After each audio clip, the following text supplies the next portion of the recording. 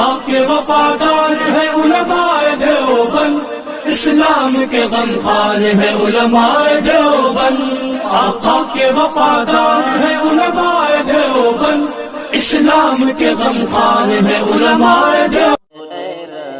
السلام علیکم ورحمۃ اللہ وبرکاتہ۔ ناظرین، اگر آپ ہمارے چینل میں نئے ہیں تو ہمارا چینل یس سر چینل کو سبسکرائب کریں اور بیل آئیکن کو دبائیں تاکہ نئے ویڈیو اپلوڈ ہوتے ہی آپ تک نوٹیفیکیشن کے ذریعے پہنچ سکے۔ جزاک اللہ۔ الحمد لله نحمده ونستعينه ونستغفره ونؤمن به ونتوكل عليه ونعوذ بالله من شرور أنفسنا ومن سيئات أعمالنا، من يهدي الله فلا مضل له ومن يضلل فلا هادي له، وأشهد أن لا إله إلا الله وحده لا شريك له، وأشهد أن سيدنا ومولانا محمدا عبده ورسوله. أما بعد فأعوذ بالله من الشيطان الرجيم. بسم الله الرحمن الرحيم. وَلْتَكُنْ مِنْكُمْ أُمَّةٌ يَدْعُونَ إِلَى الْخَيْرِ وَيَأْمُرُونَ بِالْمَعْرُوفِ وَيَنْهَوْنَ عَنِ الْمُنْكَرِ وَأُولَئِكَ هُمُ الْمُفْلِحُونَ. بسم الله الرحمن الرحيم. وَالْعَصْرِ إِنَّ الْإِنسَانَ لَفِي خُسْرٍ إِلَّا الَّذِينَ آمَنُوا وَعَمِلُوا الصَّالِحَاتِ وَتَوَاصَوْا بِالْحَقِّ وَتَوَاصَوْا بِالصَّبْرِ.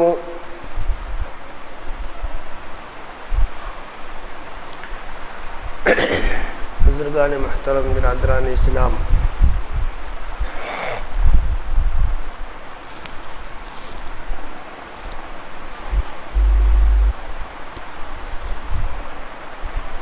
یہ امر بالمعروف نہی عن المنکر جو موضوع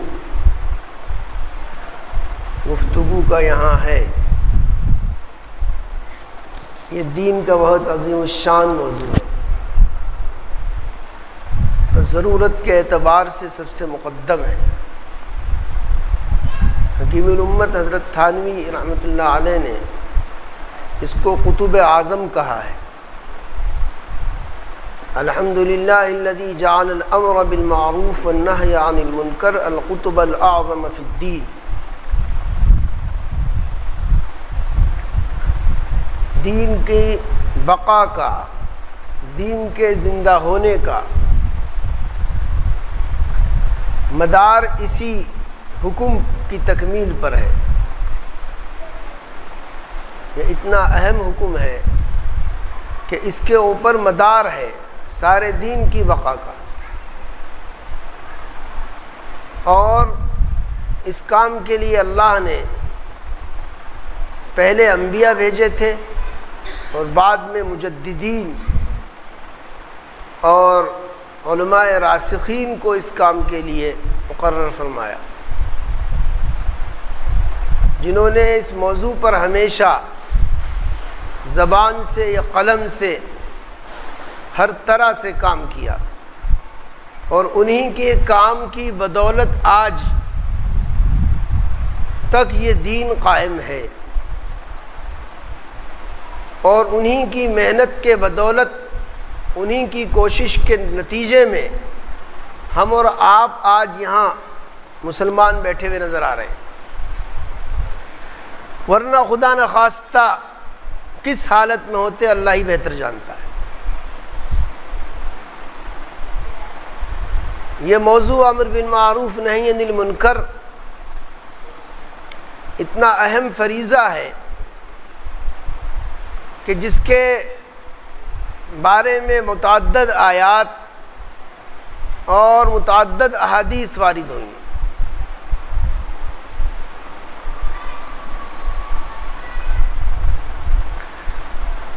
جیسا کہ آپ حضرات سنتے بھی رہتے ہیں، جانتے بھی ہیں،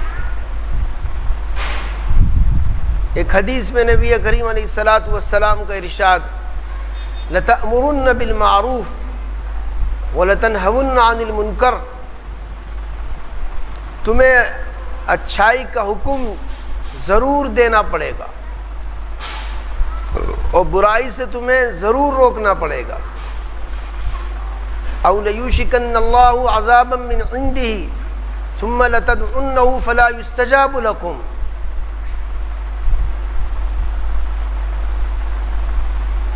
ورنہ کیا ہوگا؟ ایسا وقت آ جائے گا کہ تم پریشانیوں میں گھرو گے، مصیبتوں میں گھرو گے، اور اس وقت اللہ سے دعا کرو گے اور اللہ تعالیٰ دعا قبول نہیں کریں گے. حضرت عائشہ کہتی ہیں ایک بار حضور تشریف لائے، چہرہ انور میں کچھ بدلہ ہوا تھا، آگے وضو فرمایا اور فوراً تشریف لے گئے مسجد میں، اور جا کر منبر پہ کھڑے ہوئے، اللہ کی حمد کی، ثنا کی، اور اتنا ہی فرمایا یا ایھا الناس مروا بالمعروف ونہوا عن المنکر، لوگوں اچھائی کا حکم دیتے رہو اور برائی سے روکتے رہو، ورنہ مبادہ وہ وقت آ جائے گا کہ تم لوگ اللہ سے مدد چاہو گے اور وہ تمہاری مدد بھی نہیں کریں گے. اتنا ہی کہا اور حضور پھر تشریف لے آئے. یعنی اتنی ہی بات کہنے کے لیے آپ نے اتنا اہتمام فرمایا کہ وضو کیا، پھر جا کے تقریر فرمائی. ویسے بھی ہم لوگ اگر سوچیں عقلاً، امر بالمعروف کا مطلب کیا ہے؟ جتنی اچھی باتیں ہیں دین کی، جتنی بھی، ان سب کو اختیار کریں خود اور دوسرے بھائیوں تک پہنچائیں، دوسروں کو اس کی طرف راغب کریں، انہیں ابھاریں کہ بھئی یہ اچھا کام ہے، اسے کرو، اس میں ثواب ہے، اللہ اس سے خوش ہوتا ہے. اور نہیں عن المنکر کا مطلب یہ ہے کہ جتنی برائیاں ہیں دین میں، خواہ وہ بڑی ہوں یا چھوٹی ہوں، ان سے خود بچیں اور دوسرے بھائیوں کو توجہ دلائیں کہ بھئی یہ کام غلط ہے، اس سے بچنا چاہیے، یہ اللہ اور اس کے رسول کی ناراضگی کا باعث ہے. بس دوسروں تک یہ بات پہنچاتے رہیں، اپنی حیثیت سے اس بات کو کہتے رہیں. اگر بڑے ہیں تو بڑے کی طرح کہیں، گھر میں بڑے ہیں تو گھر کے چھوٹوں کو آپ ایک بات کو کسی سختی سے بھی کہہ سکتے ہیں، کچھ گھر کے بڑے ہیں تو بات کو آپ ہاتھ سے مٹا بھی سکتے ہیں، چونکہ حدیث شریف میں 3 درجے آئے. من رأى منکم منکرا فلیغیرہ بیدہ، اگر برائی کو تم میں سے کوئی دیکھے تو اپنے ہاتھ سے مٹا دے. فإن لم یستطع فبلسانہ، اور اگر ہاتھ سے نہیں مٹا سکتا ہے تو زبان سے کہے، اور اس کی برائی کو، شناعت کو زبان سے بیان کرے. اور اگر زبان سے بھی نہیں کہہ سکتا ہے تو دل کے اندر برا سمجھے. لیس وراء ذلک حبۃ خردل من الایمان، اس کے بعد ایمان کا کوئی درجہ باقی نہیں ہے. یہ بھی حدیث کے اندر موجود ہے. تو برائی کو مٹانے کے لیے یہ 3 درجے ہیں. آپ اگر بڑے ہیں کہیں اور آپ کو اختیارات ہیں اور حق ہے تو آپ ہاتھ سے اس کو مٹا سکتے ہیں. مثلا مسجد میں کوئی منکر ہے تو مسجد کے جو ذمہ داران ہیں اس کو ہاتھ سے ہٹا سکتے ہیں. گھر کے اندر ہے اور آپ بڑے ہیں تو ہاتھ سے اس کو مٹا سکتے ہیں، ہٹا سکتے ہیں. چھوٹے ہیں تو ان کو آپ سختی سے کہہ سکتے ہیں، اور جہاں آپ کا اختیار نہیں ہے وہاں زبان سے کہہ سکتے ہیں. زبان سے بھی کہنے کا انداز اپنی حیثیت کے موافق ہو. جیسے کوئی کام دنیاوی ہو اور اہم ہو، اس کو جس طرح کہتے ہیں اسی طرح اہمیت سے اس بات کو کہیں. اور اتنی حیثیت نہیں ہے تو وہ بات پیغام پہنچا دیں، لکھ کر پہنچا دیں، فون سے کہہ دیں، کسی نہ کسی طرح ان کے کان تک جو اس کام کے ذمہ دار ہیں بات پہنچ جائے کہ یہ کام غلط ہے. آپ کی ذمہ داری پوری ہو گئی. اب اس کو کروانا نہ کروانا یہ اس کی اپنی توفیق اور اللہ تعالیٰ کے فضل پر ہے. تو یہ 3 درجے آئے. اب آپ اور ہم اس کو سوچیں کہ یہ منکر پر نکیر اور اچھائی کی طرف بلانا یہ فطرت ہے. یہ ایک فطری مزاج ہے۔ مثال کے طور پر کہیں کھڑے ہو کہ آپ مٹھائی بانٹنے لگے، تو اب وہ جو بھی اس گلی سے مٹھائی لے کے جائے گا وہ دوسروں سے کہے گا، خاص طور پہ بچے جو ہوتے ہیں وہ کہیں گے کہ صاحب فلاں جگہ مٹھائی بٹ رہی ہے۔ تو اب یہ کہنا کہ مٹھائی بٹ رہی ہے، یہ آپ نے اس کو اچھا سمجھا تو اس کی تبلیغ کی کہ بھئی فلاں جگہ مٹھائی بٹ رہی ہے، جا کے لو۔ یہ جو آپ نے کہا ہے یہی فطرت ہے۔ کوئی ڈاکٹر اچھا ہوتا ہے، علاج اس سے جلدی ہو جاتا ہے، تو سب سے کہتے ہیں کہ نہیں فلاں ڈاکٹر بڑا اچھا آیا ہے، اور اس کے ہاں جا کے جلدی سے فائدہ ہو جاتا ہے۔ دیکھیے ایک اچھائی کو آپ نے پھیلایا۔ کوئی بھی چیز شہر میں ایسی ہو جو اچھائی والی ہو، کوئی بھی دکاندار اچھا آ جائے، کوئی بھی کام کرنے والا آ جائے، تو اس کو پھیلاتے ہیں کہ بھئی فلاں آدمی فلاں کام بڑا اچھا کرتا ہے۔ یہ کہنا یہ فطرت ہے، اور یہ فطرت تبلیغ ہے، یہی امر بالمعروف کر رہے ہیں آپ۔ وہ دنیاوی کام ہے، لیکن جو آپ کر رہے ہیں یا آپ کی فطرت اس پر ابھار رہی ہے۔ کسی اچھے آدمی کا پتہ لگے تو دوسروں کو بتایا جائے، اور اس کے الٹا اگر کہیں نقصان کی چیز ہے تو آپ اس کو کہیں گے کہیں بجلی کا تار ٹوٹ کے گر پڑا، تو آپ شور کرتے ہوئے آئیں گے زور سے کہ بھئی یہاں مت جانا، بجلی کا تار پڑا ہے۔ یہ منکر پہ نکیر ہے، وہ فطرت ہے۔ کہیں کتا ہے باولا جو کاٹ رہا ہے، تو آپ کہیں گے اس گلی میں مت جاؤ، وہاں کتا ہے۔ اس طرح جو چیز بھی آپ بری دیکھیں گے تو اس سے آپ دوسروں کو روکیں گے کہ بھئی یہ چیز غلط ہے۔ یہ جو آپ روک رہے ہیں یہی وہ فطرت ہے جو منکر پر نکیر کرنے کو کہتی ہے۔ یہ ہر ایک کے اندر فطرت رکھی گئی ہے کہ جب وہ برا سمجھتا ہے کسی چیز کو تو برا کہتا ہے، اور اپنی بساط کے اعتبار سے اس سے روکتا ہے۔ گھر کے اندر کوئی بچہ اگر ایک چائے کا کپ توڑ دے تو پہلے دن اس کو کہا جائے گا کچھ نہ کچھ، اگلے دن پھر توڑ دیا تو اور سختی سے غصے میں کہا جائے گا، اگلے دن پھر کچھ توڑ دیا پھر اس کی پٹائی بھی ہو سکتی ہے۔ تو جیسے ایک کپ جس کی قیمت 5 روپے 10 روپے ہے، اس کے ٹوٹنے پہ غصہ آ رہا ہے اور یہ غصہ بڑھتا جا رہا ہے، ایسے ہی غصہ دین کے ٹوٹنے پہ بھی آنا چاہیے۔ دین کا ٹوٹنا کیا ایک پیالی اور ایک کپ کے برابر بھی نہیں ہے کہ بچہ اگر اس کو توڑ دے تو اس پہ تو سرزنش ہوتی ہے، ڈانٹ پڑتی ہے، لیکن اگر وہ نماز نہ پڑھے یا کسی برائی میں مبتلا ہے، کوئی غلط کام کرتا ہے، ایسے حرام آمدنی کا کام کرتا ہے، تو غصہ نہیں آتا۔ نماز چھوڑنے پر اتنا غصہ بھی نہیں آتا جتنا ایک پیالی توڑنے پر، ایک گلاس توڑنے پہ آتا ہے۔ یہ ہماری کمی کی بات ہے۔ جیسے اس پر غصہ آیا کہ کل بھی ٹوٹا تھا آج بھی ٹوٹا، سنبھال کے کیوں نہیں رکھا، ایسے ہی اس پر غصہ آنا چاہیے، کل بھی نماز نہیں پڑھی آج بھی نہیں پڑھی، کل بھی یہ کام غلط کیا آج بھی کیا۔ تو اس پہ بھی غصہ آنا ایک فطرت ہے، اور وہ غصہ آنا چاہیے۔ تو اس طرح محسوس کرنا چاہیے کہ اللہ تعالیٰ نے اتنا بڑا دین، اتنا عظیم الشان دین دیا، اور یہ ذمہ داری دی ہے کہ اس کو پھیلایا جائے اور اس کے اندر جو کمی آئے اس کو درست کیا جائے۔ حدیث میں ہے کہ ہر 100 سال پہ اللہ تعالیٰ مجدد بھیجتے ہیں جو اس دین کی تجدید کرتا ہے، یعنی اس میں جو غلط چیزیں آ گئی ہیں ان کو الگ کرتا ہے، جو اصلی چیز ہے اس کو الگ کرتا ہے۔ جو آیت شریفہ میں نے پڑھی ہے اس کے اندر بھی یہی حکم ہے کہ تم میں سے ایک امت، ایک بڑا طبقہ ایسا ہونا چاہیے انسانوں کا، ایک بڑی جماعت، یدعون الی الخیر، جو خیر کی طرف بلائے۔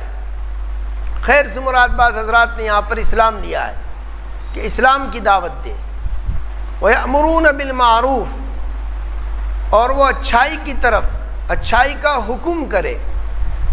وہاں تو یدعون کہا کہ بلائے، اور یہاں یأمرون کہا کہ وہ حکم دے اس کا، یعنی اس بات کو اہمیت سے تاکید سے کہے۔ جیسے حکم دینے میں کوئی بات ہوتی ہے تو اس کا جذبہ، اس کا انداز کلام الگ ہوتا ہے، ایسے ہی اچھائی کی طرف بلانے کے لیے انداز میں ایک تڑپ ایک سوز ہو، ایک اضطراب ہو، ایک پریشانی ہو کہ دیکھ کے اندازہ ہو کہ اس آدمی کے اندر ایک دکھ ہے اس کا۔ حضرت مولانا الیاس صاحب رحمۃ اللہ علیہ کے ساتھ ہمارے والد صاحب نور اللہ مرقدہ، حضرت مولانا ارشاد احمد صاحب سابق مبلغ دارالعلوم دیوبند گئے ہیں۔ حضرت کی زبان میں لکنت تھی، تو تقریر ہمارے والد صاحب کرتے تھے، آخر میں حضرت آتے تھے تو حضرت کی بات چونکہ صاف سی نہیں ہو پاتی تھی لکنت کی وجہ سے، لوگ صرف ترس کھا کے سنتے تھے کہ بھئی بڑے میاں بڑے پریشان ہیں، سنے تو کہیں کہتے کیا ہیں۔ اس وقت وہ شروعات تھی، بعض علاقے بالکل نامانوس تھے تو وہ عقیدت میں نہیں آتے تھے، وہ تو ان پہ ترس کھاتے تھے کہ اتنے پریشان نظر آ رہے ہیں، آخر کیا چاہتے ہیں، پوچھو ان سے کیا چاہتے ہیں۔ تو ایسا سوز تھا مولانا کے اندر، ایسی تڑپ تھی، دل کی ایسی چنگاری تھی جو اڑ کر دوسرے کے اندر آتی تھی۔ زبان کی طلاقت سلاست نہیں تھی کہ بیٹھ کے گھنٹوں تقریر کر رہے ہیں، اور جس کے دل میں یہ آگ لگ جائے اور سوز ہو جائے اس دین کا اور اس دین کے پہنچانے اور پھیلانے کا، پھر وہ زبان کا محتاج بھی نہیں رہتا۔ تو یأمرون بالمعروف، اچھائی کی طرف بلائیں حکم دے کر، تاکید کر کر دل سوزی سے، وَيَنْهَوْنَ عَنِ الْمُنْكَرِ، اور برائی سے روکیں۔ تو یہ لوگ فلاح یاب ہیں، پورے کامیاب ہیں۔ تین کام کہہ کے پھر یہ بات کہی کہ تینوں کاموں کو جو لوگ کر رہے ہیں وہ لوگ پورے کامیاب ہوں گے، اس لیے کہ اس سے گرد و غبار چھٹتا رہے گا، اس کام سے تھکنا نہیں چاہیے۔ آپ بتائیے کپڑے ہر ہفتے گندے ہوتے ہیں، ہر ہفتے دھونے پڑتے ہیں، یہ چھوڑ دیتے ہیں کہ بھئی ہر بار گندا ہو رہا ہے تو چھوڑتے تو نہیں، مستقل گندے کپڑے کو صاف کرتے ہیں اور پہنتے ہیں۔ گھر میں روز کوڑا ہوتا ہے اور روز جھاڑو دلتی ہے، اس کو چھوڑتے نہیں کہ بھئی روز ہی کوڑا ہو رہا ہے۔ تو جیسے وہاں یہ نہیں سوچتے کہ کپڑا بار بار گندا ہو رہا ہے، یہ گھر میں کوڑا بار بار ہو رہا ہے، ایسے یہاں بھی نہیں سوچنا چاہیے کہ بھئی بار بار ایک کام کر لیا ہوتا تو کچھ نہیں، ایسا نہیں ہے۔ اللہ تعالیٰ غافل نہیں ہے، وہ آپ کی کوشش کو، آپ کی ہمت کو، محنت کو، طریقے کو، دل کے ارادے کو، نیت کے اخلاص کو دیکھ رہے ہیں۔ جیسا اخلاص ہے ویسا اثر پڑ رہا ہے۔ بعض لوگوں کے قلوب سخت ہوتے ہیں، آپ اندازہ کیجئے نبی کریم علیہ الصلوۃ والسلام نے جیسے ہی اسلام پیش کیا، ایک سیکنڈ کے توقف کے بغیر حضرت ابوبکر نے ہاتھ پھیلا دیا۔ ابوبکر کا دل ایسا تھا، اور کچھ توقف کے بعد حضرت علی نے، لیکن ابو سفیان نے کتنے دن کیا؟ مسلسل جنگ کی ہے، مکی زندگی میں بھی تکلیفیں پہنچانا، اور اس کے بعد مدنی زندگی میں جتنے غزوے ہوئے ان سب میں وہ آئے بہت بڑی حیثیت سے، اور ابو جہل کے بعد سب سے بڑے سپہ سالار وہی تھے۔ بالکل آخر میں فتح مکہ جب ہوا تب ایمان لائے۔ تو وہ ایمان لانے کی، یہ ہدایت پر آنے کا ایک وقت ہوتا ہے، کوشش اپنی جاری رہے، جب اس کا وقت ہوگا اللہ تعالیٰ اس کو ظاہر فرمائیں گے، لیکن اس میں مقدر میں یہ لکھا رہتا ہے کہ اس شخص سے اتنی بار یہ بات کہنی پڑے گی۔ ایک صاحب اپنے بیٹے سے یہ کہتے تھے کہ بیٹا سگریٹ مت پیو، اور ان کی عادت تھی کہ وہ کہہ کے لکھ لیتے تھے، کہا اور لکھ لیا کہ آج میں نے کہا ایک مرتبہ، پھر کہا پھر لکھ لیا، کہتے رہے لکھتے رہے، جتنی بار اس کو ٹوکا اتنی بار لکھا، 100 مرتبہ اس سے کہا مختلف اوقات میں مختلف ایام میں کہ بیٹا سگریٹ مت پیو، لیکن وہ نہیں مانا۔ جس دن 101ویں بار کہا اس نے چھوڑ دی۔ 101 بار جب ہوا کہ بیٹا سگریٹ مت پیو تو اس نے چھوڑ دی۔ معلوم ہوا کہ 100 بار میں جا کے اس کا نصاب پورا ہوا، 100 بار میں اتنا اثر ہوا کہ جو اس کو چاہیے تھا۔ اگر وہ 10-20 بار کہہ کے چھوڑ دیتے تو پھر بات نہ بنتی، وہ تھکے نہیں، کہتے رہے، 100 مرتبہ جب ہو گیا تو اس کا دل نرم پڑ گیا۔ اسی طرح کہتے کہتے ایک آدمی ایک بار میں نہیں مانتا، 10 20 50 100 بار میں مانتا ہے، اور ایک آدمی ایک ہی بار میں مان لیتا ہے، کوئی 10 بار میں مان لیتا ہے۔ اس لیے اس کام کو مسلسل کرنا، کہ جس میں برائی کو مٹایا بھی جائے، اچھائی کی طرف بلایا بھی جائے، یہ ایک ذمہ داری ہے، اس کو آدمی کو اپنا ایک ذمہ دارانہ کام سمجھنا چاہیے۔ تو وہ پھر اس کے سلسلے میں ترکیب سوچتا رہتا ہے، جس کام کو اللہ تعالیٰ کرانا چاہتے ہیں اور بندہ جس چیز میں لگتا ہے اور کوشش محنت کرتا ہے، تو اللہ تعالیٰ کی سنت یہ ہے کہ اس کام میں اس کے ذہن میں اس کی ترکیب ڈالتے ہیں، اس کے الگ الگ انداز ڈالتے ہیں کہ یہ بات کیسے کہی جائے، کس وقت کہی جائے، کس انداز سے کہی جائے، اجتماعی کہی جائے کہ انفرادی کہی جائے، زبانی کہی جائے کہ لکھ کے کہی جائے، تو اس کی ترکیب اور اس کا طریقہ ذہن میں آتا ہے۔ نبی کریم علیہ الصلاۃ والسلام نے زبان سے تو تبلیغ اور تقریریں فرمائی، لیکن خط بھی لکھ کر دعوت دی ہے، بادشاہوں کو خطوط لکھ کر ان کو اسلام کی طرف دعوت دی، تو پتہ چلا لکھ کر بھی دینے سے فائدہ ہوتا ہے، اور اس کا فائدہ ہوا، مسلمان ہونے والے جو تھے وہ مسلمان ہوئے۔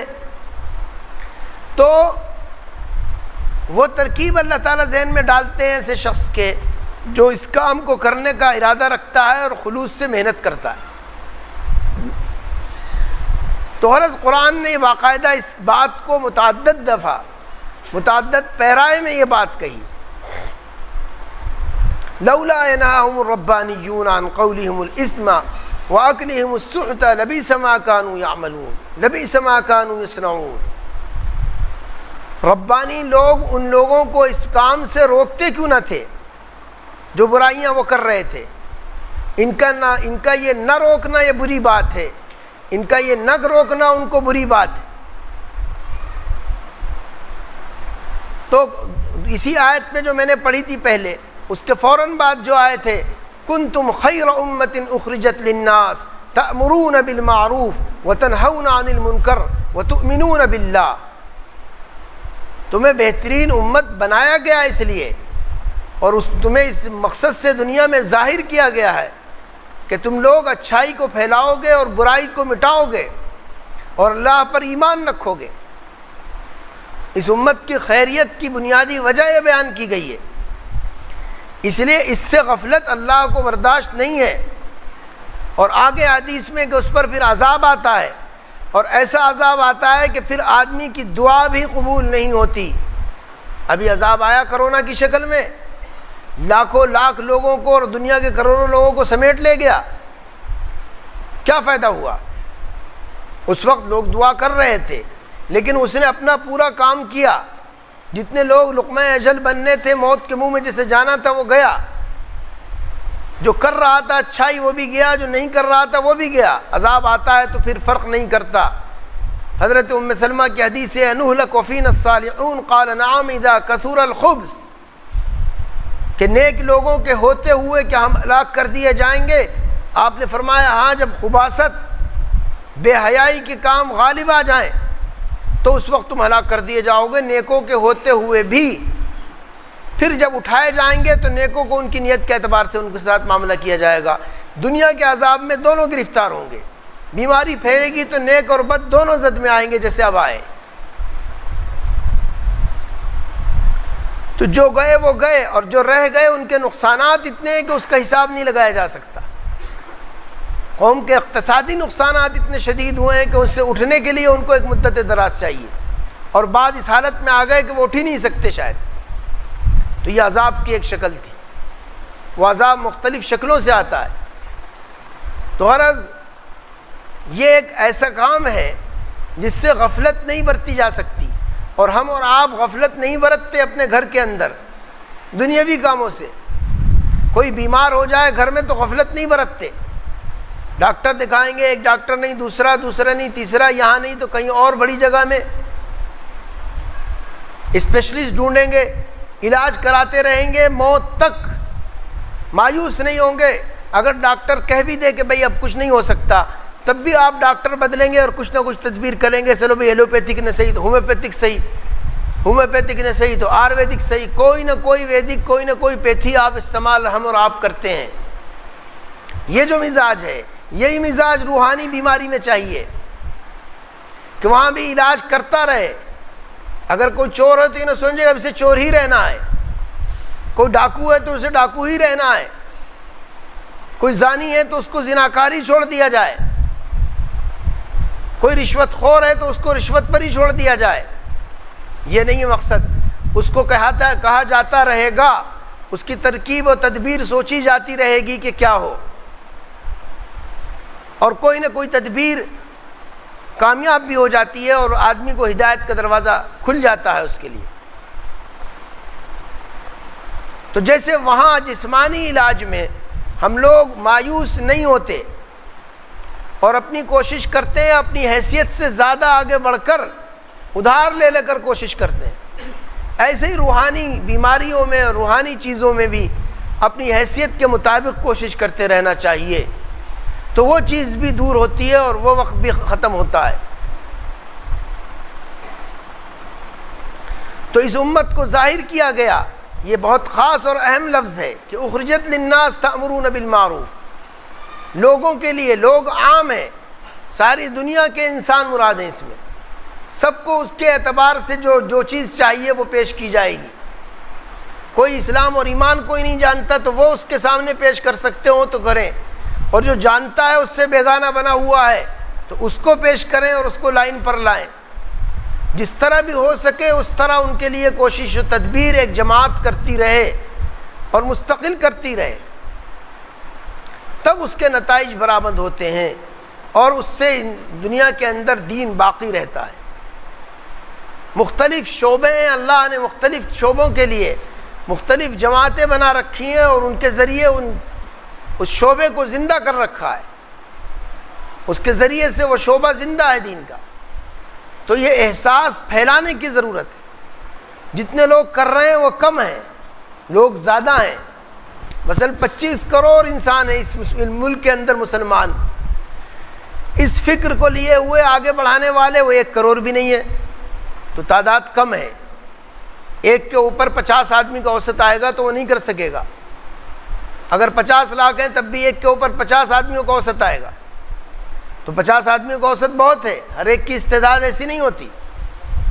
یہ تعداد بڑھ کر 1/3 ہو جائے تب سمجھا جائے گا کہ اب قابو میں آنا ممکن ہے مسئلے کا، اور یہ احساس سب کے اندر ہو، اور احساس ایسا ہو کہ پھر وہ کچھ نہ کچھ کرتا رہے، اس بات کو اس اہمیت کے ساتھ لیتا رہے۔ حدیث شریف کے اندر قرآن کریم کی اس آیت کی تفسیر آئی ہے، لعن الذین کفروا من بنی اسرائیل علی لسان داود وعیسی ابن مریم ذلک بما عصوا وکانوا یعتدون۔ بنی اسرائیل کے لوگ جو کافر تھے، حضرت داؤد، حضرت عیسیٰ ابن مریم کی زبان سے لعنت کیے گئے، اس لیے کہ وہ نافرمانیاں کرتے تھے، حد سے تجاوز کرتے تھے۔ کیا کرتے تھے وہ؟ کانوا لا یتناہون عن منکر فعلوہ، وہ لوگ منکر بات سے روکتے نہیں تھے، برائی کو دیکھ کر روکتے نہیں تھے جو وہ لوگ کر رہے تھے۔ لبئس ما کانوا یفعلون، بری حرکت تھی کہ وہ دیکھتے تھے برا کام ہو رہا ہے پھر بھی نہیں ٹوکتے تھے۔ یہ تو چیز فطرت ہے۔ آپ بتائیے کوئی صاحب یہاں بیٹھے ہوں، ان کا کرتا الٹا ہو، جلدی میں الٹا کرتا پہن کے آ گئے، تو وہ کتنے لوگ ان سے کہیں گے کہ صاحب وہ کرتا الٹا ہے آپ کا، حالانکہ کوئی مسئلے کے اعتبار سے نماز میں فرق نہیں پڑ رہا ہے، سطر ان کا ڈھکا ہوا ہے، کسی اعتبار سے کوئی فرق نہیں پڑ رہا ہے کہ زینت کم ہو گئی، کہ سلائی والا حصہ اوپر آ گیا، اوپر کا حصہ اندر چلا گیا۔ لیکن اگر کرتا کوئی الٹا پہن کے آ جائے، پاجامہ الٹا پہن کے امام صاحب نماز پڑھا دے کسی دن، تو نماز میں تو کوئی فرق نہیں پڑے گا، لیکن شاید کوئی بچے جو ان کو نہ ٹوک دے کہ صاحب کرتا الٹا ہے، دوسرا آئے گا وہ کرتا الٹا ہے، تیسرا آئے گا وہاں کہے گا صاحب کرتا الٹا ہے، چوتھا کہے گا، وہ اتنا کہے گا کہ وہ آدمی مجبور ہوگا کہ اسی وقت اتارے اور سیدھا کر کے پہنے بیچارہ۔ یہ جو کرتا الٹا سب کہہ رہے ہیں وہی منکر پہ نکیر ہے، یہی ہے منکر پہ نکیر۔ اس کو ہم لوگ سمجھ رہے ہیں اہم بات، حالانکہ یہ بھی سمجھ رہے ہیں کہ اس سے کوئی فرق نماز پہ کسی چیز پر نہیں پڑ رہا ہے، لیکن ایک زینت کے خلاف بات ہے، جو بھی دیکھے گا وہ کہے گا بھئی یہ کون صاحب ہیں الٹا کرتا پہنے جا رہے ہیں، اس لیے سب ٹوک رہے ہیں کہ بھئی آگے جانے سے پہلے ہی یہ سیدھا کر لیں۔ جہاں جیسے یہاں اس طرح آپ نے کہا، اس انداز سے کسی اور کی برائی کو بھی کہنے والے اتنے ہوں کہ کچھ مسجد میں کوئی کہہ دے، شرافت سے ہی کہے، آہستہ سے کہے، کان میں کہے، کوئی گھر میں کہہ دے، کوئی اس کے آفس میں کہہ دے، کوئی کہیں اور، صبح سے شام تک بھی اگر 4 آدمیوں نے کہہ دیا، وہ سوچے کہ بھئی یہ تو بہت مصیبت ہو گئی کہ اگر میں نے یہ کام کر لیا تو بڑی مصیبت ہو گئی۔ مثلا ہاتھ میں کالا دھاگا باندھے رہتے ہیں، یہاں بھی کتنے لوگ باندھے بیٹھے ہوں گے، یہ کالا دھاگا باندھنا صحیح نہیں ہے، غلط ہے۔ اب اس پہ اگر کہا جائے کہ یہ غلط ہے، صبح سے شام تک 4 آدمی کہہ دیں تو وہ باندھنا چھوڑ دے گا۔ تو اس طرح ایسی جو چیز ہو اس کو کسی نہ کسی انداز سے اس کے کان تک پہنچایا جائے تو وہ سمجھے گا کہ یہ کام غلط ہے۔ جیسے الٹے کرتے کو آپ نے کہا، ایسے ہی کہنے کا دل چاہنا چاہیے جب کوئی اور بات ہو جائے۔ تو اس آیت کی شرح میں جو حدیث آئی ہے اس میں یہ ہے کہ اس زمانے میں یہ ہوتا تھا کہ ایک آدمی آتا تھا اور برائی کو برا دیکھ کر کہتا تھا یا ھذا اتق اللہ، اے فلاں اللہ سے ڈرو، لیکن کہنے کے بعد ایک کام تو اس نے کیا، جو کام اس نے کیا ہم وہ بھی نہیں کر رہے ہیں، یہ ذہن میں رکھیے۔ اس نے اتق اللہ کہہ کے اس کو متوجہ کیا اور ہم متوجہ نہیں کر رہے ہیں، لیکن ہوا یہ کہ وہ اگلے دن پھر اسی آدمی کے پاس گیا، فآکلہ وشاربہ، اسی کے ساتھ کھایا، اسی کے ساتھ پیا، اسی کے ساتھ بیٹھا۔ گویا کل اس نے کوئی برائی دیکھی نہیں تھی، کل جس برائی پہ اس نے کہا تھا کہ اللہ سے ڈرو، یہ برائی چھوڑو، آج اسی آدمی کے پاس جا کے کھا رہا ہے، پی رہا ہے، بیٹھ رہا ہے۔ گویا وہ اس برائی پر راضی ہو گیا، تو یہ شخص بھی پکڑ میں آیا۔ اور جب اللہ تعالیٰ نے قلوب کو خلط ملط کیا، قلوب بعضهم ببعض ضرب اللہ بعضهم ببعض، اللہ تعالیٰ نے ان کو خلط ملط کیا، تو وہ شخص بھی زد میں آیا کہ جس نے کل تو ٹوکا تھا اور آج وہ اس کے ساتھ شریک ہو گیا تھا۔ تو یہ بات بھی دیکھنے کی ہے کہ ہم لوگ برائی سے ٹوکنے کے بعد پھر اس برائی کی حد تک معاملہ برا رکھیں، اس سے دوسرے اعتبار سے تعلق رکھیں، لیکن ایسا نہ لگے کہ آپ برائی کو برائی نہیں سمجھ رہے ہیں۔ تو غرض یہ ہے کہ اس طرح روکنے والا اگر خود شامل ہوگا تو وہ بھی پکڑ میں آئے گا۔ اس لیے ضروری ہے کہ یہ مزاج بننا چاہیے کہ اچھائی کی طرف بلائیں، نماز کوئی نہیں پڑھ رہا ہے تو کسی نہ کسی انداز سے اس کو اپنے ساتھ لیں، نماز کا تذکرہ اس کے سامنے کرتے رہیں، روزے کا تذکرہ اس کے سامنے کرتے رہیں، اس کو کوئی ایسی کتاب دے دیں جس میں نماز کے چھوڑنے کے نقصانات اور اس پہ وعید ہے وہ ہو، اس کو کوئی ایسی کتاب دیں جس پہ نماز پڑھنے کے فائدے ہوں، اس سے بھی فائدہ ہوتا ہے۔ اور آج کل کے جو ذرائع ہیں پہنچانے کے وہ بھی بہت عام ہو گئے ہیں، موبائل وغیرہ کے ذریعے سے باتیں پہنچائی جاتی ہیں۔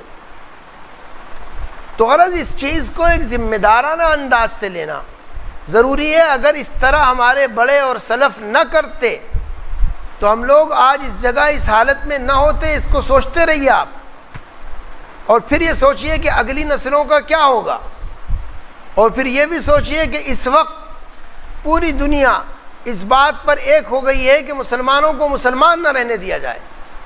پوری دنیا اس وقت اس بات پر ایک ہے، پوری دنیا کفر اس پر متفق ہے کہ مسلمان کچھ رہیں، اندر سے مسلمان نہ رہیں۔ یہی اعلان کیا تھا انگریزوں نے جب ہندوستان پہ قبضہ کیا تھا کہ دیکھنے میں یہ مسلمان کہ نام تو عبداللہ عبد الرحمن ہو لیکن دل ان کا جو ہو وہ عیسائی ہو اور عیسائیوں کی چیزوں کو پسند کرتا ہو، ان کی تہذیب اور تمدن عیسائی والا ہو، نام بھلے ان کا محمد اور احمد عبداللہ عبد الرحمن ہو۔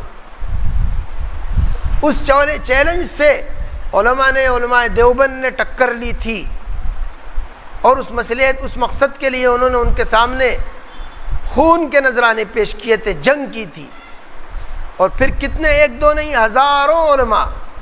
مشہور بات ہے تاریخی کہ دہلی سے لاہور تک ہر درخت پر لاشیں لٹکی ہوئی تھی مسلمانوں کی. اتنی لاشوں کے لٹکنے کے بعد اس عیسائیت سے اور ان ظالموں سے پیچھا چھوٹا ہے.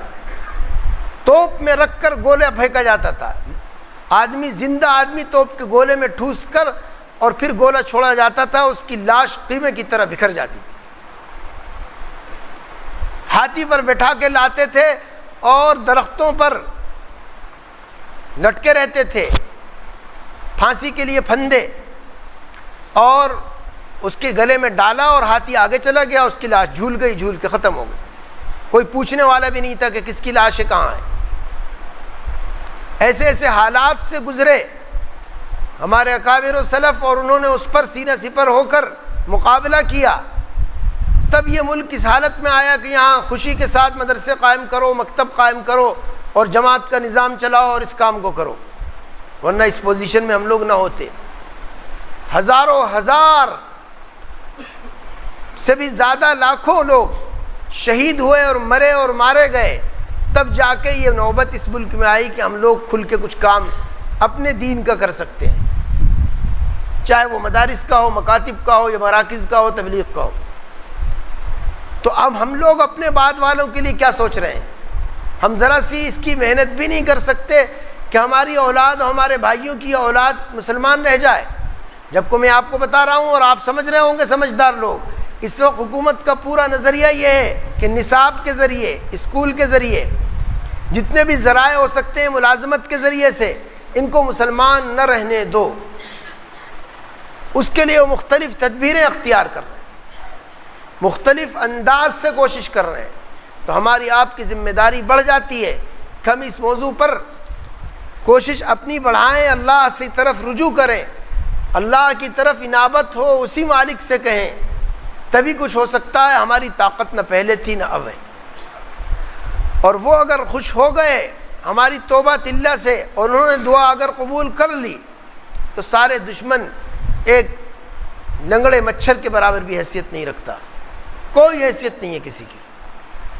اس لیے ایک اللہ سے ایسی لو لگانا کہ اس کو خوش کر لیا جائے، راضی کر لیا جائے، تو وہ ہماری طرف سے کافی ہو جائے گا. اللہم انا نجعلک فی نحورہم، یہ دعا حدیث میں آئی، اللہ ہم آپ کو ان کے مقابلے میں کرتے ہیں. ونعوذ بک من شرورہم، اور ان کی شرپسندی، ان کی شرارتیں، ان کے فتنے، ان کی تدبیریں، ان کا مکر، ہم اس سے آپ کی پناہ لیتے ہیں. آپ ہی ان چیزوں سے مقابلہ کر سکتے ہیں. تو بھائیو، اب ہم لوگوں تک تو یہ بات پہنچ گئی. اپنی خیر منانے کے ساتھ اپنی بعد والی نسلوں کے حالات خطرے کے معلوم ہو رہے ہیں. اس لیے ان تک کیسے دین کو، ایمان کو، اسلام کو، قرآن کو، شریعت کو کس طرح پہنچا دیا جائے، اور ان کے دل میں اس کی محبت کیسے ٹھوس دی جائے کہ وہ کچھ بھی وہ مسلمان نہیں، اسلام ان کے اندر سے، ایمان ان کے اندر سے نہ نکل جائے. اس کے لیے یہی کرنا پڑے گا کہ ہم لوگوں کو امر بالمعروف نہی عن المنکر کی مہم کو تیز کرنا پڑے گا، اور اس میں آگے بڑھنا پڑے گا. اس کا احساس لادنا پڑے گا. جیسے جسم کی بیماری کا احساس ہے، ایسے ہی احساس اس کا بھی ہو. جیسے کپڑے کے دھبے کا احساس ہوتا ہے اور آدمی برداشت نہیں کرتا، یہ دھبوں کا بھی احساس ہو کہ ہماری نسل کو کلمہ نہیں معلوم ہے. ایک بڑی تعداد ہے جس کو کلمے کا پتہ نہیں، ایک بڑی تعداد ہے لاکھوں کروڑوں میں جس کو نماز کا پتہ نہیں. جن کو نماز کا پتہ نہیں ان کی اولاد کو کیا ایمان کا پتہ ہوگا. نماز جنازہ ایک جگہ پڑھانی شروع کی کسی نے تو اللہ اکبر کہہ کے دوبارہ اللہ اکبر کہا تو لوگ رکوع میں چلے گئے. ان کو یہ پتہ نہیں تھا کہ نماز جنازہ کیسے پڑھی جاتی. جہالت دین سے اتنی زیادہ ہے. جنازہ آتا ہے، جنازہ رکھا رہتا ہے، نماز جنازہ ہوتی ہے، اور ایک تعداد ہوتی ہے جو دور کھڑی دیکھتی رہتی ہے. مسلمان اس میت کے رشتہ دار بھی ہوتے ہیں، دوست ہوتے ہیں، جاننے والے ہوتے ہیں، سب مسلمان، اور وہ دور کھڑے دیکھتے ہیں. جب نماز جنازہ ہو جاتی ہے میت لے کے قبرستان تک آ جاتے ہیں. اس وقت بھی وہ اس حالت میں نہیں ہوتے کہ نماز جنازہ پڑھ لیں. اتنی بھی ان کے نزدیک اہمیت نہیں ہے ایک میت کی، اور اتنی بھی اہمیت نہیں ہے آخرت کی کہ اس وقت وہ پاک صاف ہو کے آ کے نماز میں شریک ہو جائیں۔ ایسی غافل قوم کا کیا ہوگا اگر چھوڑ دیا گیا؟ یہ تو ٹکے میں ایمان بیچیں گے، بہانے سے اسلام چھوڑ دیں گے خدا نخواستہ۔ اور جس وقت میں تذکرہ کر رہا ہوں اس وقت لوگوں نے لاشیں اپنی جھلوا دیں، مر گئے وہ نہایت بھیانک طریقے سے، اور جب اس کا اعلان ہوتا تھا تو لائن لگا کے کھڑے ہوتے تھے اور لائن لگا کے اپنی گردنیں کٹوا دیتے تھے، مگر اسلام سے پھرنا گوارا نہیں تھا اس وقت۔ آج وہ حالات نہیں لگ رہے ہیں، گردن کٹانے کے لیے کوئی لائن لگائے گا۔ آج حالات زیادہ بھیانک پرخطر ہیں، ہم لوگوں کو اسی اعتبار سے آگے بڑھنا پڑے گا اور اللہ سے دعا کرنی پڑے گی کہ وہ ہماری مدد و نصرت خاص فرما دے۔ یہ جتنے مکر ان کے ہیں، جتنی کوششیں ہیں، یہ ساری کوششیں اللہ تعالیٰ کے سامنے کچھ نہیں ہیں۔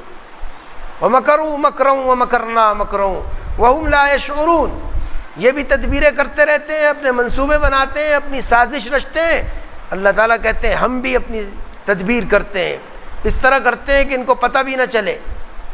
ہماری تدبیر ہوئی جب کرونا آیا تو پورا عالم میں سناٹا چھا گیا، پوری دنیا کا نظام تھم گیا، سب کے سب بے بس ہو گئے، کوئی چوں نہیں کر سکا، ساری ٹیکنالوجی فیل ہو گئی، سب کو پتہ چل گیا کہ چوچو کا مربع ہیں سب، کوئی طاقت کسی کی نہیں ہے اللہ کے علاوہ۔ تو جب ہم چاہیں تو ایسی تدبیر کرتے ہیں، وَمَكَرُوا وَمَكَرَ اللَّهُ وَاللَّهُ خَيْرُ الْمَاكِرِينَ، لیکن اللہ تعالیٰ تدبیر کریں اس کے لیے ہمیں کچھ کرنا پڑے گا۔ ہم ہاتھ پہ ہاتھ دھرے بیٹھے رہیں، خود کوئی کوشش نہ کریں پھر تدبیر ہوتی رہے، ایسا نہیں ہوگا۔ سنت اللہ یہ ہے کہ پہلے امت کو اٹھنا پڑے گا، اپنی اصلاح کرنی پڑے گی، دوسروں کی اصلاح کے لیے کوشش کرنی پڑے گی، تب جا کر اللہ تعالیٰ کی طرف سے حکم آئے گا اور نظام عالم بدلے گا۔ ہاتھ پہ ہاتھ دھر کے منتظر رہیں، اس سے کچھ ہونے والا نہیں ہے، پہلے بھی نہیں ہوا، آئندہ بھی نہیں ہوگا۔ صحابہ کی کیا قربانی تھی، کیا کیا انہوں نے نہیں کیا۔ ایک ایک کو مکے سے نکال دیا گیا، مکہ ان کا گھر تھا، ان کا وطن تھا، آبائی طور پہ وہاں رہتے تھے، ان کی زمینیں تھیں وہاں، ان کے مکانات تھے، ان کی جائیداد تھی، ان کے سارے رشتہ دار تھے، خاندان تھا، کنبہ تھا، بعضوں کے ماں باپ تھے، لیکن ان سب کے حالات میں کہا گیا کہ چھوڑ دو، مدینہ منورہ جاؤ اپنے رسول کے ساتھ۔ اور یہ چیز ضروری قرار دے دی گئی، ایک مصلحت تھی اس وقت کی، تو اس پہ انہوں نے کھرے اترے وہ، اور اتر کے پہنچ گئے۔ اس قربانی کے بعد پھر نوبت آئی اس کی کہ مدینہ سے پھر اسلام پھیلنا شروع ہوا۔ کہاں 13 برس میں 200 250 300 آدمی ایمان لائے، اور کہاں 10 برس میں 1.25 لاکھ آدمیوں کی تعداد، اس سے بھی زیادہ تھی، 1.25 لاکھ تو حج میں ساتھ تھے۔ مجموعی طور پر صحابہ اور مسلمان جو تھے وہ لاکھوں میں تھے، 1.25 لاکھ تو حج میں ساتھ تھے، جن کو کہا جاتا ہے 1.25 لاکھ صحابہ۔ تو 10 برس میں یہ تعداد پہنچی، جب 13 برس تک بھٹی میں سلگایا گیا تب اس کی نوبت آئی۔ تو جب وہاں رعایت نہیں کی گئی اور نبی کریم صلی اللہ علیہ وسلم کو ان اذیتوں میں گزرنا پڑا، شیب ابی طالب میں آپ کو پتے چبانے پڑے اور آپ کے سارے خاندان کو طویل مقاطع ہوا، اور وہاں کس طرح رہنا ہوا، اس کے علاوہ جو مصیبتیں ڈالی گئی ہیں وہ سب قصے مشہور ہیں۔ حنین کا قصہ یا طائف کا قصہ سنانے کی ضرورت نہیں ہے کہ کیسی کیسی مشقت اٹھائی۔ اتنا آپ کو معلوم ہے کہ حضور نے فرمایا اوذیت فی سبیل اللہ ما لم یؤذ احد، مجھے اتنی تکلیف پہنچائی گئی کہ اتنی کسی کو نہیں پہنچائی گئی۔ سب سے زیادہ تکلیف اٹھائی سرکار نے، اور آپ کے اولین امت صحابہ نے، اس کا نتیجہ اور پھل ہے جو اب تک کے یہاں تک ایمان پہنچتا چلا جا رہا ہے۔ لیکن ہر زمانے میں حصہ لگانے والوں نے اس میں اپنا حصہ لگایا، اور قربانی دینے والوں نے قربانیاں دیں، ہزاروں لاکھوں میں دیں۔ جب بھی کوئی وقت آیا، کسی بھی شعبے سے آیا، اس شعبے میں جاں سپر لوگ کھڑے ہوئے، اور اللہ تعالیٰ نے پھر ان کے لیے مدد اتاری اور دین کو استقامت دی۔ تو اس لیے ہم لوگ اگر غافل ہوئے تو ہماری اولاد کا، ایمان کا کوئی بھروسہ نہیں ہے کہ خدا نخواستہ کس حالت میں یہ ہو، کیا آزمائش آ جائے حکومت کی طرف سے یا حالات کی طرف سے، اور اس آزمائش میں کیا کچھ زبان سے کہہ بیٹھے. تحمل اور برداشت کی طاقت نہیں ہے، عقیدوں میں اتنی مضبوطی نہیں ہے، ایمان میں اتنی مضبوطی نہیں ہے. ایمان کی جتنی مضبوطی ہوتی ہے اتنے ہی اعلیٰ اعمال اور اتنے ہی زیادہ کامیابی کے کارنامے سامنے آتے ہیں.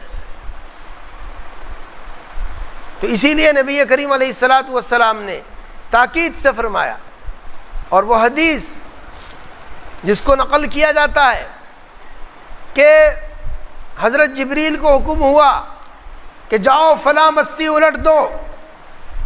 جبریل علیہ السلام جیسا فرشتہ سارے فرشتوں کا سردار اور وہ سفارشی بنا، اور انہوں نے سفارش کی کہ ایک بندہ وہاں پر ہے جس نے اتنے برس سے آپ کی نافرمانی نہیں کی. اور کیسے نہیں کی؟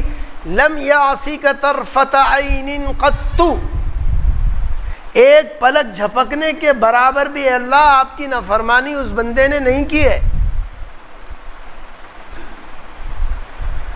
یہ کہا جب ان سے کہا گیا انقلب مدینۃ کذا و کذا، تو جب یہ بات کہی تو اللہ تعالیٰ نے فرمایا کہ الٹ دو، وہیں سے الٹو جہاں وہ بیٹھا ہوا ہے. ارے اتنا غضب کیوں اس کے اوپر؟ اتنا نیک بندہ کہ جس نے ایک پلک جھپکنے کے برابر بھی نافرمانی نہیں کی، اس کے بارے میں اتنا غصہ کیوں ہے؟ اس کی وجہ اللہ تعالیٰ نے فرمائی، وجہ بیان فرمائی کہ میرے بندے گمراہ ہوتے رہے، گمراہی میں مبتلا ہوتے رہے، منکرات میں مبتلا ہوتے رہے. وَلَمْ يَتَمَعَّرْ فِيَّ وَجْهُ قَطُّ، اور کبھی اس کے پیشانی پہ بل نہیں آیا، کبھی اس بات کا اس کو کوئی غم ہی نہیں ہوا کہ سارا شہر تباہ و برباد ہو رہا اللہ کی نافرمانی کر کے، میں اکیلا کیا کروں؟ مجھے چاہیے، اسے چاہیے تھا کسی کو نماز کے لیے بلاتا، کسی کو برائی سے روکتا، کسی کو کفر سے روکتا، شرک سے روکتا، بدعات سے روکتا، برائیوں سے روکتا. اس کو وہ نیک کام سمجھ ہی نہیں رہا تھا، وہ اپنی عبادت کو ہی نیک کام سمجھ رہا تھا، برائی سے روکنے کو نیک کام نہیں سمجھ رہا تھا.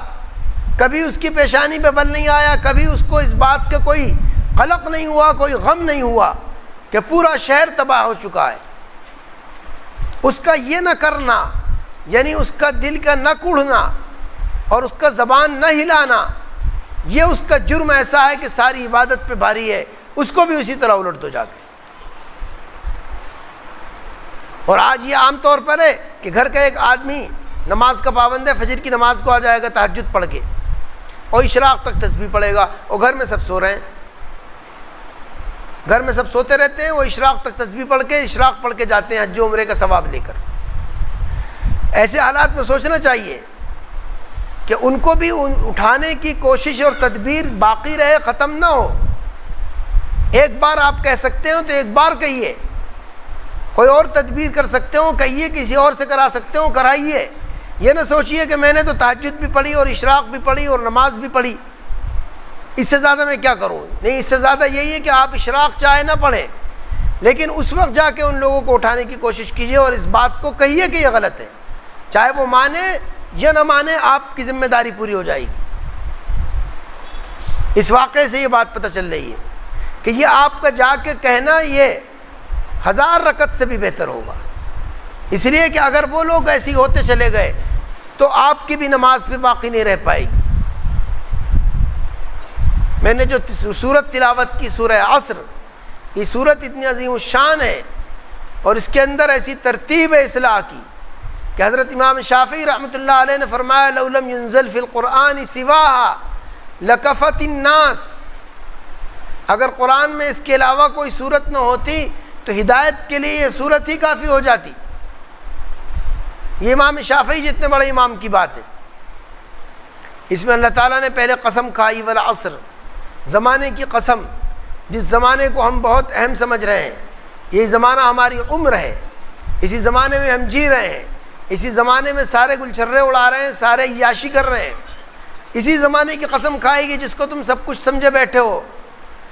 یہ نچوڑتا چلا جا رہا ہے، یہ سمٹتا چلا جا رہا ہے اپنا وقت، اور تمہاری زندگی بھی کم ہو رہی ہے عمر مثل برف کم، چپکے چپکے رفتہ رفتہ دم بدم. تو اس زمانے کی قسم جس زمانے پہ تمہیں ناز ہے، جس میں تمہاری عمر گزر رہی ہے، قسم کھا کے فرمایا ان الانسان لفی خسر، دنیا کے تمام انسان، کسی خاص طبقے کو نہیں کہا، تمام انسان خسارے میں ہیں، تباہی بربادی میں ہیں، کوئی فائدہ نہیں کسی کے جینے کا۔ ایک وقت آئے گا کہ اس دنیا کے اوپر یہ خود لعنت بھیجیں گے، ایک وقت آئے گا کہ دنیا میں رہنے کو ایک ساتھ تصور کریں گے شاید چند گھنٹے دنیا میں رہ کے آئے ہیں،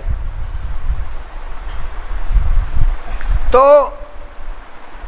سارے انسان نقصان اور خسارے میں ہیں اور اس خسارے کو پہچان نہیں پا رہے ہیں، کیونکہ دنیا کو پیدا کرنے کا مقصد وہ تھا ہی نہیں جو وہ سمجھے۔ دنیا کو پیدا کرنے کا مقصد تو اللہ کو اپنی معرفت کرانی تھی کہ میں خدا ہوں، میں نے اس دنیا کو پیدا کیا ہے اور ایسا بنا سنوار کے پیدا کیا ہے، اس کے اندر اس کی زمین میں تمہاری غذا پہلے رکھی ہے، تمہارے ضرورت کے لیے چاند و سورج پیدا کیے، ہوا پیدا کی، پانی پیدا کیا، پہاڑ پیدا کیا، پورا مہمان خانہ سجا کر پھر تمہیں یہاں بلایا تاکہ تم پریشان نہ ہو، اپنی غذا نکالتے رہو، کھاتے رہو، اس لیے پیدا کیا تھا کہ وما خلقت الجن والانس الا لیعبدون، کہ اللہ کی معرفت ہو، اس لیے میں نے جنات اور انسان کو پیدا کیا تھا۔ اس اصل بنیادی مقصد کو ہی لوگ بھلا بیٹھے۔ تو جو اس مقصد کو سمجھ گیا وہ پورے خسارے سے تو نکل آیا، الا الذین آمنوا، مگر وہ لوگ جو ایمان لیا ہے اللہ پر، اس کے رسول پر، آخرت پر، قیامت پر، وہ لوگ بچ گئے، بڑے خسارے سے تو بچ گئے، بشرطے کہ اسی ایمان پر ان کا خاتمہ ہو، بشرطے کہ اسی ایمان پر ان کا خاتمہ ہو، بڑے خسارے سے بچ گئے۔ الا الذین آمنوا، مگر ایمان لانے کے بعد بھی کوئی گارنٹی نہیں رہتی۔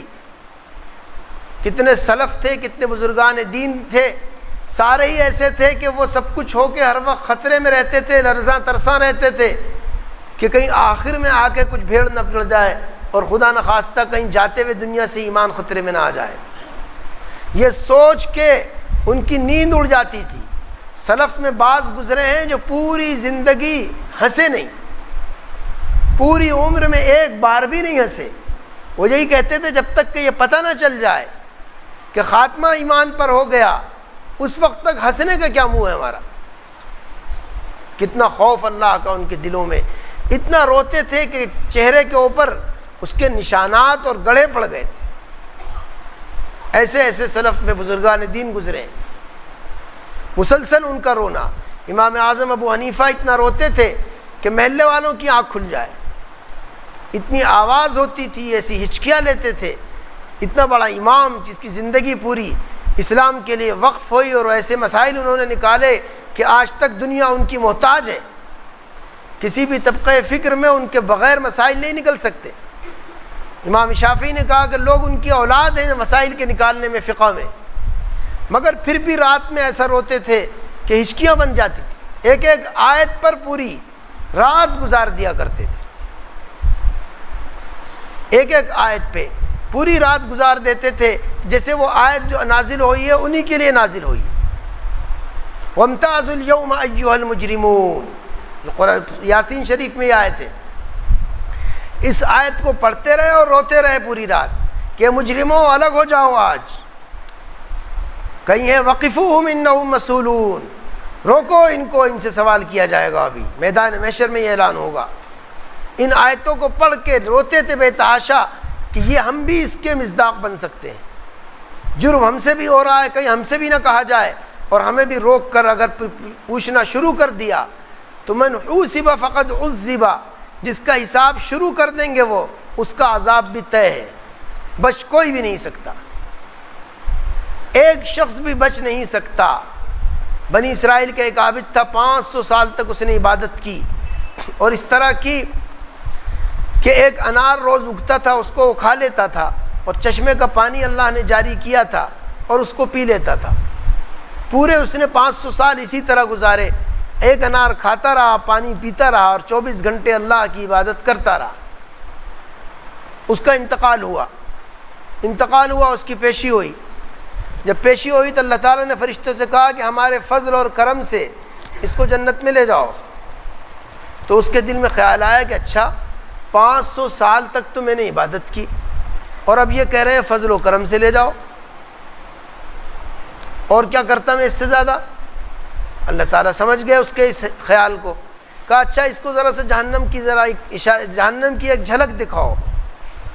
وہ جہنم کی جھلک دیکھ کے اس کو جو پیاس لگے گی، وہ پانی بےتاب ہو کر تڑپ کر پانی مانگے گا، تو آواز آئے گی کہ بھئی یہاں پانی ملنے کے لیے شرط ہے کہ 500 سال تک اخلاص سے عبادت کی ہو تب پانی مل سکتا ہے۔ اس نے کہا ہاں میرے پاس ہے 500 سال کی عبادت، کہا لاؤ۔ وہ عبادت اس سے لے لی جائے گی اور اس کو ایک گلاس پانی دے دیا جائے گا۔ اب اللہ تعالیٰ کہیں گے عبادت تو پانی میں گئی، اب بتاؤ 500 سال تک جو انار میں نے نکالا اور 500 سال تک جو شیریں چشمہ بہایا وہاں، اس کا حساب دو کہ کہاں گیا وہ؟ عبادت تو تم نے یہاں آ کے خود ہی بیچ دی ایک پیانی کے بدلے میں۔ اب اس کو احساس ہوگا کہ بھئی بڑا غلط خیال آ گیا تھا مجھے کہ میں اپنی عبادت کے بدلے جاؤں۔ اس نے توبہ کی، معذرت کی، استغفار کیا، اللہ تعالیٰ نے اس کو بخشا۔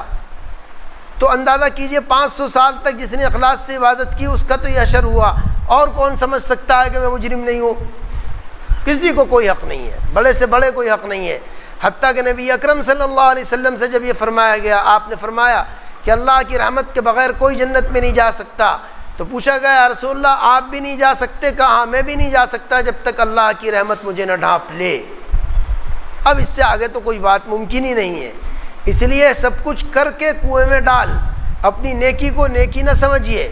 اخلاص کا تقاضا یہ ہے سب کچھ کر کے سمجھیے کہ کچھ نہیں ہوا، سب کچھ کر کے کچھ نہ سمجھنے والا ہی کامیاب ہوگا۔ تو اس طرح کرتے رہنا پڑے گا، اپنے کو مجرم سمجھنا پڑے گا اور پھر لگے رہنا پڑے گا، تب جا کے امید ہے کہ کوئی چیز قبول ہو جائے اور کام کی ہو جائے۔ تو غرض ان الانسان لفی خسر، ساری دنیا کے انسان تباہی کے دہانے پر ہیں، تباہ ہو چکے، سوائے اس کے کہ جو ایمان لائے۔ مگر ایمان والوں کا ایمان بھی خطرے میں ہے۔ چراغ ہے ایمان کا جو جل رہا ہے، یہ چراغ بجھ بھی سکتا ہے۔ آندھی طوفان ایسے بھی آتے ہیں، کتنے لوگ آج کی دنیا میں ایمان سے خارج ہو رہے ہیں، روزانہ ہزاروں لوگ ایمان سے خارج ہو رہے ہیں، اس میں کوئی شبہ نہیں ہے۔ اور اس میں بھی شبہ نہیں کہ ہزاروں لوگ ایمان میں داخل ہو رہے ہیں، دونوں طرف سے چل رہا ہے۔ جو جدی مومن تھے کہ باپ بھی مومن، دادا بھی مومن، پردادا بھی مومن، نسلیں گزر گئیں، ان کے اوپر ایسی افتاد پڑی ہوئی ہے اور ایسا ان کے اوپر پھٹکار ہوئی ہے کہ وہ تو ایمان سے نکل رہے ہیں، اور جو زندگی بھر کے کافر تھے ان کو اللہ تعالیٰ توفیق دے رہے ہیں، وہ ایمان میں آ رہے ہیں پوری دنیا کے اعتبار سے اگر دیکھا جائے۔ غرض ایمان کا چراغ جلا، مگر یہ چراغ جلتا رہے کوئی گارنٹی نہیں ہے، اس میں تیل چاہیے۔ وہ تیل کیا ہے؟ الا الذین آمنوا کے بعد فرمایا وعملوا الصالحات، نیک عمل کرتے رہو تو اس ایمان کے چراغ کو تیل ملتا رہے گا اور یہ جلتا رہے گا، ورنہ آندھی میں بھبک سکتا ہے اور بجھ بھی سکتا ہے۔ تو نیک اعمال کسے کہتے ہیں؟ دونوں کو کہتے ہیں۔ پھر یاد رکھیے، اچھائی کے کرنے کو بھی نیک اعمال کہتے ہیں، برائی کے مٹانے کو بھی نیک اعمال کہتے ہیں، برائی سے بچنے کو بھی نیک عمل کہتے ہیں۔ ساری چیزیں نیک عمل کے اندر داخل ہیں۔ تو جو لوگ نیک عمل کرتے ہیں، لوگوں کو اچھائی کی طرف لاتے ہیں، برائی سے روکتے ہیں، وہ لوگ ان اعمال کے ذریعے اپنا تیل بڑھاتے رہیں تاکہ ایمان کا چراغ جلتا رہے۔ مگر یہ بڑھانا بھی آسان نہیں ہے، ایک آدمی یہ کام نہیں کر سکتا، 2 اور 10 20 بھی نہیں کر سکتے، اس کے لیے ایک بڑی تعداد چاہیے۔ اس لیے اپنی تعداد بڑھاؤ اور پیدا کرو کہ جو لوگ اچھائی اور برائی کو امت کے سامنے اچھائی کی طرف لانے کا اور برائی سے مٹانے کا کام کریں۔ تو ارشاد ہوا تیسرا مرتبہ ہے وَتَوَاصَوْا بِالْحَقِّ، کہ وہ لوگ یہ ہیں، تیسری چیز ہے ان کے سامنے کام کی ترتیب کی کہ وہ حق، دین حق کی تاکید کریں، دین حق کی طرف لوگوں کو لائیں۔ جو حدیث شریف میں الفاظ ہیں کہ وَلَتَأْخُذُنَّ عَلَى يَدِ الظَّالِمِ وَلَتَأْطِرَنَّ عَلَى الْحَقِّ أَطْرًا، کہ لوگ ظالم کے ہاتھ کو پکڑو، تمہیں ظالم کا ہاتھ پکڑنا پڑے گا اور حق کی طرف کھینچ کے لانا پڑے گا، ورنہ وہی وقت آئے گا کہ دعا کرو گے قبول نہیں ہوگی۔ تو یہ بات آپ نے ارشاد فرمائی وَتَوَاصَوْا بِالْحَقِّ، کہ حق کی تاکید کرو، یعنی لَتَأْخُذُنَّ عَلَى يَدِ الظَّالِمِ وَلَتَأْطِرَنَّ عَلَى الْحَقِّ أَطْرًا، حق کی طرف کھینچ کر لانا پڑے گا، حق کی طرف کھینچ کر لاؤ کسی نہ کسی تدبیر سے۔ اللہ سے دعا کرو، اپنی تدبیریں جو تم سے ہو سکتی ہیں وہ کرو اور کرتے رہو۔ اور جب یہ تدبیر کرو گے تو کوئی لڈو پیڑے نہیں دے گا، بلکہ اس میں صبر کا وقت آئے گا، صبر آزما مراحل سے گزرنا پڑے گا، بڑی مشکلیں پیش آئیں گی۔ یہ مشکل نبی کو پیش آئی، نبی کے صحابہ کو پیش آئی، خیر القرون کے علماء کو پیش آئی، اور آج تک جو طبقہ بھی دین کے جس شعبے سے جڑا ہوا ہے اس کو وہ مصیبتیں پیش آ رہی ہیں اپنے اپنے اعتبار سے، اور آتی رہیں گی۔ اس لیے چوتھی بات یہ کہی وَتَوَاصَوْا بِالصَّبْرِ، کہ آپس میں صبر کی تاکید کرتے رہو۔ بھئی حالات جیسے بھی آ رہے ہیں صبر کرنا ہے، اس پر جمے رہنا ہے۔ صبر کے اصل معنی ہے جم جانا، بری پریشانی آئے اس پر صبر کر لینا صرف یہی نہیں ہے، کسی بھی چیز پر جمنے کو صبر کہتے ہیں۔ اس لیے وہ صبر کی تاکید کرتے ہیں، بھئی جمے رہو، سہتے رہو، برداشت کرتے رہو۔ مسئلہ ایمان کا ہے، اپنے اور اپنی اولاد کے اور سارے مسلمانوں کے، ساری دنیا کے مسلمانوں کے ایمان کا مسئلہ ہے۔ مسلمانوں سے ہٹ کر بھی جو مسلمان نہیں ہیں ان کا بھی مسئلہ ہے۔ امت دعوت، امت اجابت دو ہوتی ہیں، امت دعوت میں وہ بھی داخل ہیں اور ان کی تعداد زیادہ ہے۔ اس لیے صبر سے جمے رہو، چلتے رہو، کہتے رہو، سنتے رہو، اور اپنے صحیح مشن کو قائم رکھو، جو قرآن اور حدیث کے مطابق نظام ہے اس کو چلاتے رہو، تو اللہ تعالیٰ کی مدد آئے گی۔ اور اس مدد سے پھر وہ ہوگا جو ہو رہا ہے کہ آج دنیا میں 1 ارب سے زیادہ، 1 سے 1.5 ارب لوگ مسلمان ہیں، 100 کروڑ لوگ مسلمان ہیں، اس سے اوپر 50 کروڑ اور کہے جاتے ہیں کہ 150 کروڑ لوگ مسلمان ہیں۔ اگر یہ کوششیں نہ ہوتیں تو یہ حالات آج بھی نہ ہوتے اور ہم اور آپ اس حالت میں نہ ہوتے۔ اس لیے اگلے والوں پر رحم کھا کر اور اپنے اوپر ان سے پہلے رحم کھا کر اس مشن کو آگے بڑھانا پڑے گا، آگے چلنا پڑے گا۔ اس کے لیے اپنی قربانیاں ہر چیز کی پیش کرنی پڑیں گی۔ جب وہ قربانی پیش کر دیں گے تب اللہ تعالیٰ کی مدد آئے گی، جیسے آتی رہی ہے۔ اللہ تعالیٰ ہم سب کو اس کی توفیق عطا فرما دے، اس کی عظمت، اس کی اہمیت ہمارے دلوں میں بیٹھا دے، اور قرآن و حدیث و شریعت کے مطابق ہم سب کو اس مشن کو آگے بڑھنے کی توفیق عطا فرمائے۔ وآخر دعوانا الحمد للہ رب العالمین۔